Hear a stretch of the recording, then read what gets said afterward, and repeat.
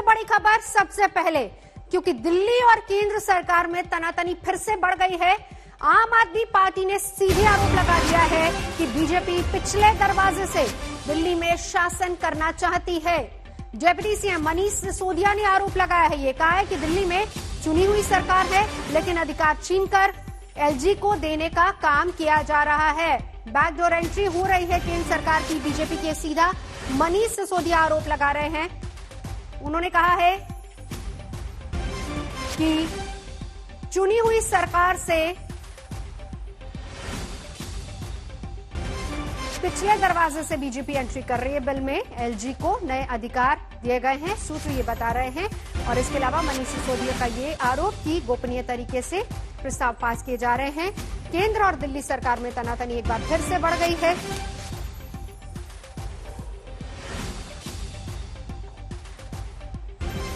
चुनी हुई सरकार होने के बावजूद एलजी के हाथ में पावर होगी निर्णय लेने की, डिसीजन लेने का अधिकार जो है वो एलजी के हाथ में होगा।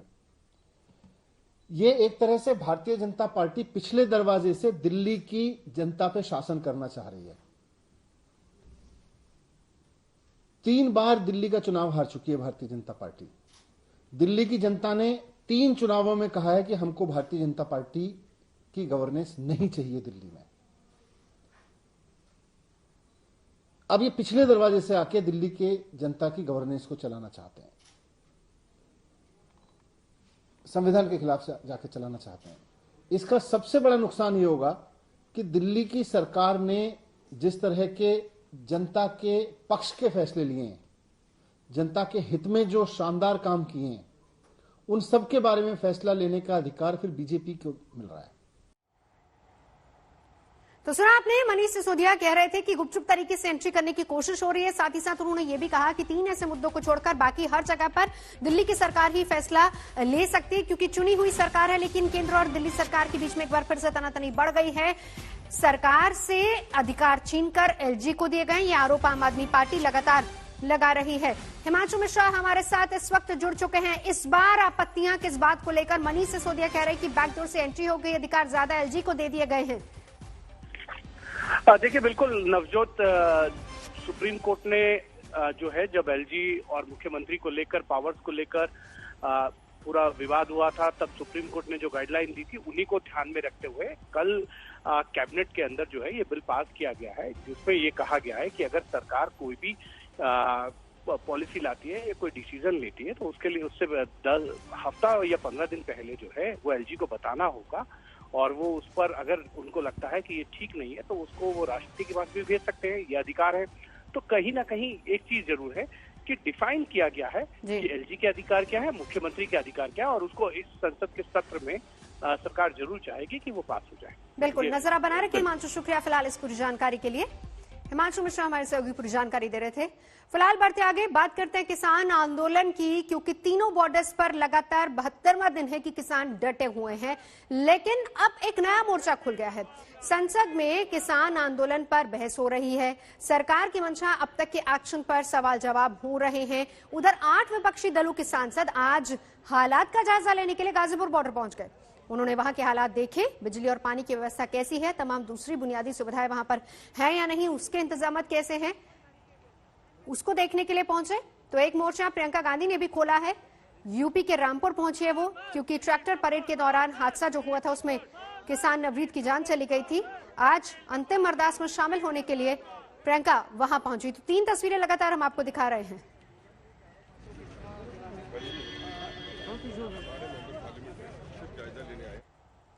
तो कांग्रेस महासचिव प्रियंका गांधी वाड्रा रामपुर पहुंच चुकी हैं। ट्रैक्टर रैली के दौरान हादसे में मारे गए किसान नवरीत सिंह के अंतिम अरदास में प्रियंका हिस्सा ले रही हैं। प्रियंका ने मृतक किसान के परिवार से भी मिलकर अपनी संवेदना व्यक्त की है।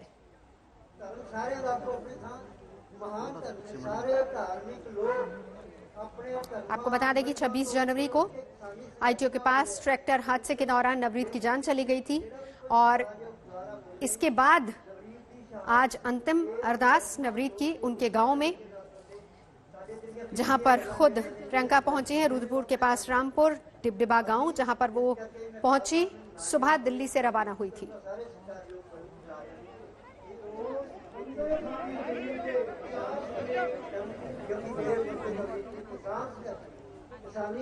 चलेंगे सीधा रामपुर। इस वक्त मौसमी सिंह हमारे सहयोगी हमारे साथ जुड़ी हुई। मौसमी, प्रियंका वहां पर नवरीत के परिवार से भी मुलाकात कर रही हैं। एक चीज और उन्होंने कही कि इसको सियासत से ना जोड़ा जाए, इसमें किसी तरह की कोई सियासत नहीं है।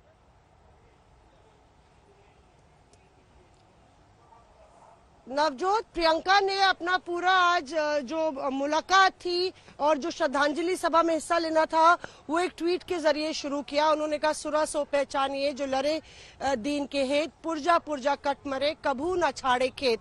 और इस ट्वीट के जरिए उन्होंने लगभग 5 घंटे का सफर तय करके यहाँ पे आके किसानों को एक संदेश दिया है कि वो उनकी ये लड़ाई अंतिम चरण तक ले जाके छोड़ेंगी। जो उन्होंने कहा कि नवरीत ने जो कुर्बानी दी है, जो शहादत दी है, उसको वो व्यर्थ नहीं जाने देंगे। आप देख रहे हैं कि वहां पे खेत लहलाते हरे खेतों के उस तरफ आपको प्रियंका गांधी के साथ तमाम उनके परिजन जो मुलाकात कर रहे हैं, बातचीत कर रहे हैं, वो मिलते हुए नजर आएंगे। प्रियंका की तस्वीर थी, नवरीत की मां के साथ वो बैठी हुई थी श्रद्धांजलि सभा में। और उनके जो ग्रैंडफादर हैं, उनके जो दादा है, उनको उन्होंने बोला कि वो अपनी तरफ से हर वो एक कोशिश करेंगे कि सरकार किसी न किसी तरह से हर हाल में किसानों की बात माने। तो कुल मिला के प्रियंका ने एक बड़ा संदेश दिया है यहाँ आके कि कांग्रेस पार्टी जो है किसानों के हक की लड़ाई लड़ेगी। बिल्कुल बिल्कुल मौसमी लौटेंगे आपके पास, लेकिन इस मौके पर प्रियंका ने क्या कुछ कहा वो भी हम आपको सुनवाते हैं। इसका एक एक देशवासी खड़ा है, चाहे वो किसी भी धर्म का हो। इस देश के कोने कोने का किसान आपके साथ खड़ा है, हम आपके साथ खड़े हैं।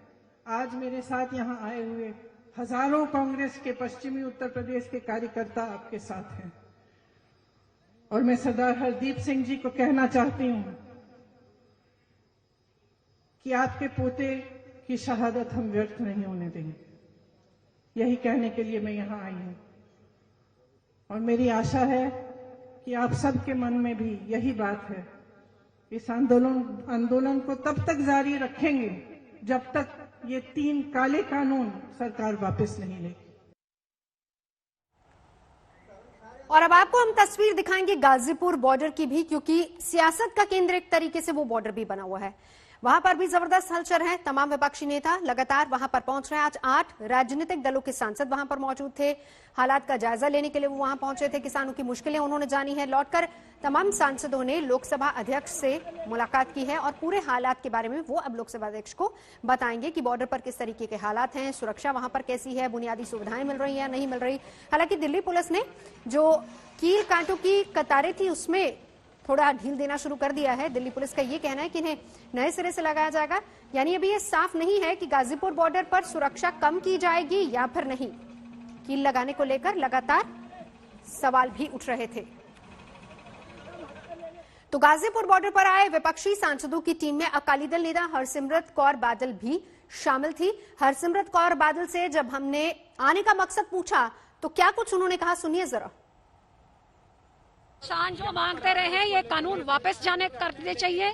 किसानों से बातचीत करके बढ़िया कानून लेके आना चाहिए और सरकार या तो ये समझा दे उनकी मजबूरी क्या है कि लाखों किसान देश भर में आंदोलन पे आ गए हैं, क्यों नहीं उनकी बात सुनी जा रही। ये किसान का बेटा ही देश की रक्षा करता है बॉर्डर पे, क्यों आप इनकी बात नहीं सुन रहे हैं। 19 पार्टियों ने ये मांग रखी है, क्यों आप किसी की बात, क्यों, क्या मजबूरी है भाई। अब आपको क्या लगता है कि आगे किस तरीके से ये जो किसान है आगे किस तरीके से अपने आंदोलन को आगे बढ़ाएंगे? आपकी बातचीत हुई?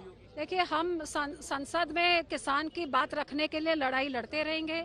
ये सारी पार्टीज इकट्ठे होके पार्लियामेंट्री अफेयर्स स्पीकर साहब को हम लिखत के अपना ये सारा बताएंगे और उनको बेनती करेंगे कि इन हालातों में भी जे हम अंदर आवाज नहीं उठा सकते तो फिर ये तो देश और दुनिया देखेगी कि किसानों का उधर बेचारों का क्या हाल होगा जो हमारा ये हाल किया है।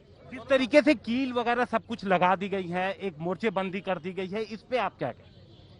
13 लेवल की बैरिकेडिंग देश की राजधानी में अपने लोगों के बीच।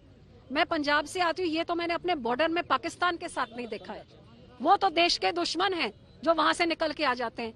ये बेचारे निहत्थे किसान हैं जो अपनी रोजी, अपनी पेट बचाने के लिए किसान से एक कानून वापस करने की मांग कर रहे हैं। उनके ऊपर आपने ऐसे कर दिया सीधा चलेंगे कुमार कुणाल मेरे सहयोगी इस वक्त गाजीपुर बॉर्डर से जुड़ चुके हैं।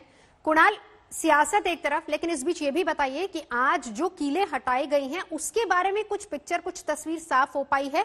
क्या वो परमानेंटली हटा दी गई हैं या उनको शिफ्ट किया गया है? क्या कुछ जानकारी है इस पर? देखिए नवजोत, जिस तरीके से पुलिस के अधिकारी कह रहे हैं वो यही कह रहे हैं कि ये तात्कालिक तौर पर हटाया गया है। कीलों को यहाँ से इसलिए हटाया गया क्योंकि लोगों को असुविधा हो रही थी और इसलिए हटा दिया गया। अब उसको रीपोजिशन किया जाएगा, यही शब्द है, रीपोजिशनिंग। अब रीपोजिशनिंग कहाँ पे किया जाएगा, क्योंकि एक सड़क से तो हटा दिया गया। अब हम आपको दिखाते हैं कि जहाँ पे कीलें हटाई गई हैं अभी वहां पर अभी भी बैरिकेड है। ये जो तस्वीरें हम आपको दिखा रहे हैं, यहीं पर कील लगाई गई थी, इसी सड़क पे कील लगाई गई थी। अभी भी यहाँ पर कटीली तारे हैं, तो कील तो हटा दिए गए हैं, लेकिन अब उसको रीपोजिशन कहाँ किया जाएगा? क्या मुख्य सड़क पर NH9 पर कीलें लगाई जाएंगी? इस पर अभी फिलहाल पुलिस कुछ भी नहीं कर रहा है। लेकिन सुबह से जिस तरीके से आपने भी जिक्र किया कि कई सारे सांसद यहाँ पहुंचे और ठीक जिस समय सांसद पहुंचे थे उसी समय कीलें हटाई जा रही थी, तो एक तरीके से जो सरगर्मी है, वैसे ही गाजीपुर बॉर्डर इस समय एक तरीके से केंद्र बिंदु बना हुआ है पूरे आंदोलन का। और अब जो है उसके साथ साथ इस तरीके की जो गतिविधियां चल रही हैं उससे और हलचल बढ़ जाती है। न सिर्फ सियासी हलचल बढ़ रही है बल्कि जमीनी तौर पर भी गर्माहट बढ़ती है। तो ये तमाम चीजें लगातार चल रही हैं। आज भी जो घटना घटित हुआ है उसको लेकर के किसान भी बहुत ज्यादा इस बात को लेकर के थे कि आखिरकार चल क्या रहा है, कहाँ कभी लगा दिया जाता है, 3 दिन पहले लगाया गया, 3 दिन पहले बाद हटा दिया गया, तो आगे क्या होगा किसी को पता नहीं। नजर बना रखिए कुणाल, शुक्रिया आपका इस पूरी जानकारी के लिए। और इस बीच हम आपको ये भी बताएं कि किसान आंदोलन पर बहस अब राज्यसभा में दूसरे दिन लगातार जारी रही। विपक्ष ने फिर मोदी सरकार की मंशा पर सवाल उठाया है। हम में से किसी को यह मुगालता ना रहे, किसी को चाहे सत्ता पक्ष हो या प्रतिपक्ष हो, कि किसान और खेतीहर समाज की बेहतरी आप किसानों से बेहतर समझते हैं। नहीं, वो अपनी बेहतरी बेहतर समझते हैं। आप उनको समझाने चले कि तुम्हारे लिए हम कानून ला रहे हैं, बहुत बढ़िया कानून है। क्यों समझाने की जरूरत पड़ रही है? क्यों खालिस्तान पाकिस्तान टुकड़े टुकड़े एंगल लाने की जरूरत पड़ रही है? अरे हमारा लोकतंत्र बहुत मजबूत है, किसी के एक ट्वीट से कमजोर नहीं होगा। आपने विमर्श को कमजोर कर दिया है। जब ये सदन मिलता है, राष्ट्रपति अभिभाषण का बॉयकॉट करके सभापति महोदय, हमारे विपक्ष ने राष्ट्रपति जी का, देश का और इस लोकतंत्र का तिरस्कार किया है। आज मनोज झा जी ने कहा था हमें सुनना भी होगा और सुनाना भी होगा। सुनाने के लिए तो आप आ गए, लेकिन सुनने के लिए आप नहीं आए थे। कथनी और करनी में अंतर नहीं होना चाहिए सभापति महोदय। मैं राष्ट्रपति जी के अभिभाषण की बात कर रहा था। जी ने 2014 में कहा था सबका साथ सबका विकास। 2019 में उन्होंने जोड़ दिया सबका विश्वास। मैं पूछना चाहता हूं, क्या इस देश के लोगों का विश्वास CAA और NRC लागू करने के लिए उनका विश्वास उन्होंने लिया? क्या उन वर्गों का उन्होंने विश्वास लिया जो कई दिनों तक ठंड में आंदोलन करते रहे? आज यदि आप देखेंगे तो पूरे तरीके से ये धीरे धीरे ये सरकार विश्वास खोती जा रही है। प्रश्न ये है अध्यक्ष सभापति महोदय कि ये जुबान बदलने की आदत हमें बंद करनी होगी। चट भी मेरा और पट भी मेरा, ये कब तक चलेगा? देश के साथ खिलवाड़ कब तक चलेगा? जो आपने तब कहा था उस पर आप अड़ग रहेंगे तो आपका भी मान सम्मान बढ़ेगा। प्रधानमंत्री मोदी आज चौरी चौरा पर शताब्दी समारोह में शामिल हुए। वहां पर उन्होंने कृषि कानूनों की बात की, कहा कि नए कानून किसानों के हित में है। योजना के तहत गांव की जमीनों गांव के घरों का कागज गांव के लोगों को दिया जा रहा है। जब अपनी जमीन के सही कागज होंगे, अपने घर के सही कागज होंगे, तो उनका मूल्य तो बढ़ेगा ही, बैंकों से बहुत आसानी से कर्ज भी मिल जाएगा।